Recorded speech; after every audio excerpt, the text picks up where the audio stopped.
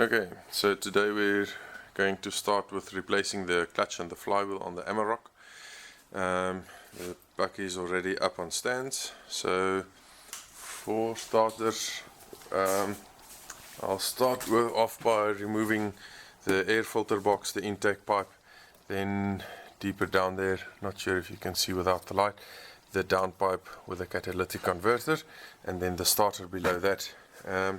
Once we've got all that out, we'll move on to the bottom of the vehicle and start to undo the gearbox, to pull out the old gearbox and the transfer case, also loosen up the drive shaft, and then once that's out we can get to the flywheel and the clutch. Alright, so coming in underneath, we'll also need to remove this under engine protection to get to the flywheel bolts that's sitting right about there. Then we need to remove this crossbar with the bolts sitting there, and then the gearbox bracket needs to come off. Further back we need to remove the rear drive shaft and also the front one sitting there. Then there's a bunch of wires and plugs that's fixed to the gearbox that we need to get out. One thing that I'm not sure you'll be able to see, but the links for the gearbox sitting right there at the top, right about there. So we need to get to them at the top. There's a little clip that needs to come out, and then this whole link will lift off to the top with the gear lever assembly sitting here going into the cab. But we'll loosen up them there with the links, and then we can take the gearbox out. I don't have a gearbox jack, so the plan is to use a normal trolley jack and get some kind of support so that I can support the gearbox around here when we pull it back and remove it from the vehicle. Right, so having a quick look at the parts that I bought. This of course is the Deal Mass flywheel, a rather heavy one. Then over here you've got the pressure plate and the clutch plate. I've got some new bolts for my flywheel and for the pressure plate.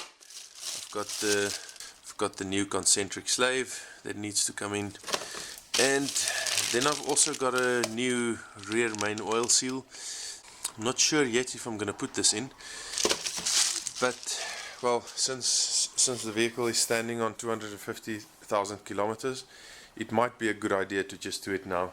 If that seal goes later on, you have to remove the gearbox again to get to it. So while you're busy, just as well to remove it now. So right, let's get busy on removing the front parts in the engine compartment, and then we'll move down below.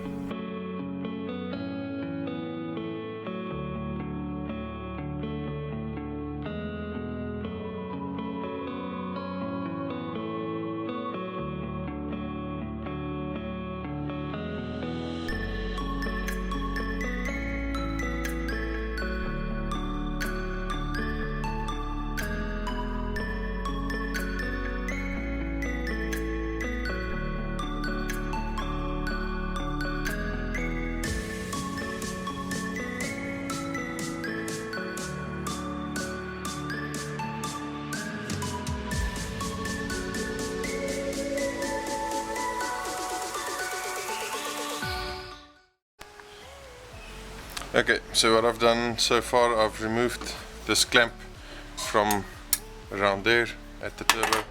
I've taken out those two bolts right there. You'll see the number 1 and 2 is a bit deeper in the shadow there. And then let me quickly show you from underneath. Then I've removed the two bolts. You'll see the two holes there, the bolt right there and the bolt right there.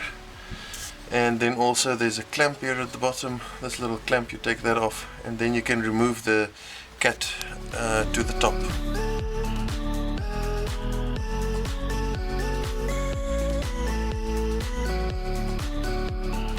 Okay, so this just takes a little bit of wiggling. This clamp here needs to slide off, and so that you can move this back a bit to get this side off the turbo. But then that's the cat out, and while it's out, I may just go ahead and cut it open on the seam to remove the internals, and then weld it back together to remove the internals of the catalytic converter. So the next thing we'll go ahead and do to remove the starter that's sitting right there. So we have a bolt there going through the bell housing, and another one down at the bottom. Right, so while this is lying outside, I went ahead to remove the under engine protection.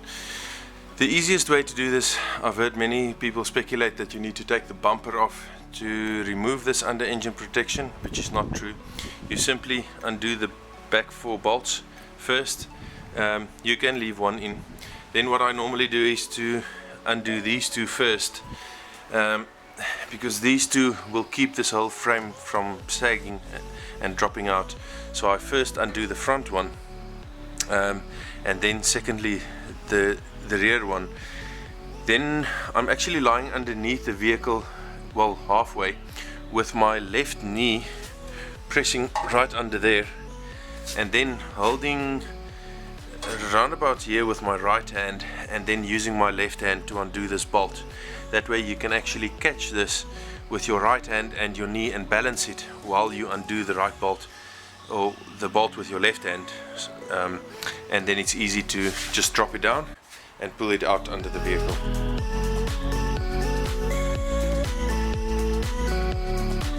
Okay, so here's the issue. There's 2 little bolts there on the bottom. The one has a little stub on that's there for the ground on the starter motor. That's the top one. Now the bottom one also bolts down the bell housing to the engine, but the bolt is bolted on from the front. Now the issue is with the 4Motion, you have the diff sitting right there behind it. You can actually see it here from the bottom, which makes access a little bit difficult. So the next thing, maybe this engine mounting sitting right here will need to be removed to actually get to those 2 bolts. I really don't at this stage see another way to get to them. So I've gone ahead and removed the whole right side engine mounting to get some space there at the starter motor. There was just absolutely no way that I could see how I'm going to get that starter motor and that bottom 2 bolts out without removing this engine mounting. So I'll remove them, then I'll take out the starter motor. Then I'll actually put back the engine mounting so that I can remove the gearbox. Right, so this is the starter motor out. You'll see there's some nice space now. You'll also be able to see now the 3 holes for the engine mounting. Right there is one, right there, and then there at the top. No, I'm lying. The top one actually sits way there below the pipe.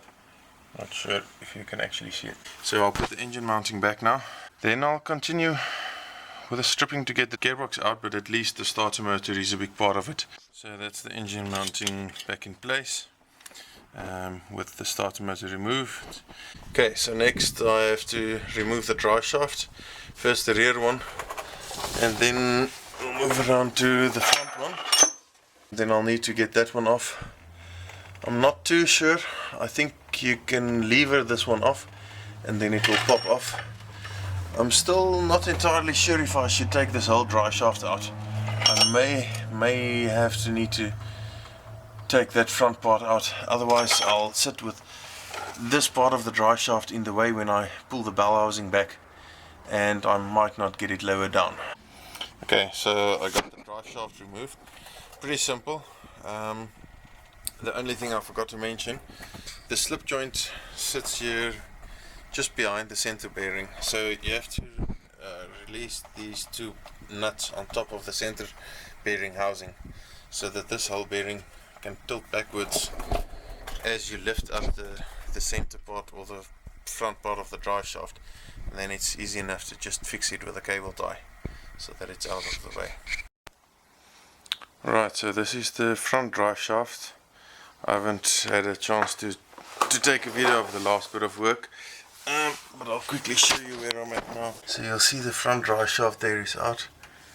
All the wiring from the transfer case is removed, and I've got my jack positioned right under the gearbox.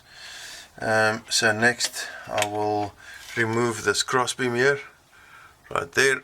I'll drop that down with the gearbox being supported, and once that's done I'll remove the last bolt holding the gearbox onto the engine, and then I'll slide the whole gearbox backwards and drop it down. Now the front of the gearbox will rest on that front crossbeam, which is kind of handy, so you don't need to get it perfectly balanced. So you can pull it back a little bit and then drop it down and let it rest on that front support before you completely lower it down. So yeah, this is where I'm at now. Let me try to lower this and pull it back at the same time.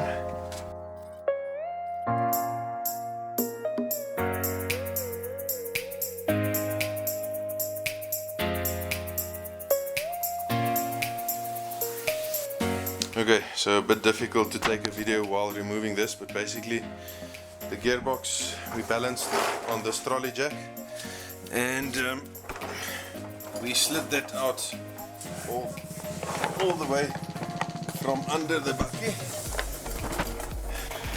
This is now all open so that we can get to the flywheel and change that out. Alright, so first we'll remove the concentric slave, similar as the other connection. I'll lift that pin, and then this should move outwards. Like that. So that's that out.